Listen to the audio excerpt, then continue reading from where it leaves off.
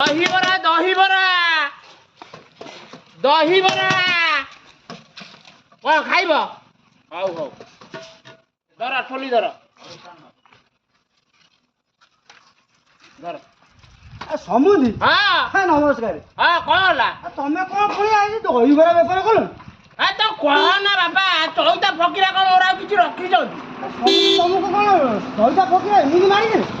ତମେ କୁହ ନା ତମେ ଆଉ ମାଇଲା ଭଳିଆ ମାରିଛନ୍ତି।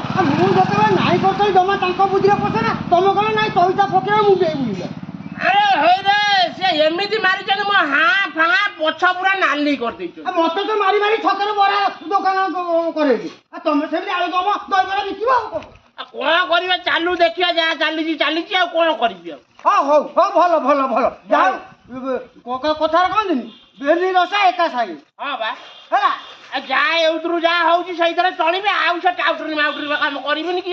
ମୁଁ ଆଜି ବହୁତ ଖୁସି ତମ ଉପରେ ସମୁଦ୍ର। ହଁ ଏଇ ବେପାର ଠିକ ହେଲା। ହଁ ଆଉ ଆମର ସନ୍ଧ୍ୟା ବେଳକୁ ଗଲେ ଟିକେ ଛକରେ ବସି କଥା ହବା। ହଁ ଛକକୁ ଯିବି ବେପାର ବିଷୟରେ କଣ କେତେ ଲାଭ ହଉଛି କଣ ହଉଛି କଥା ହବା ହେଲା।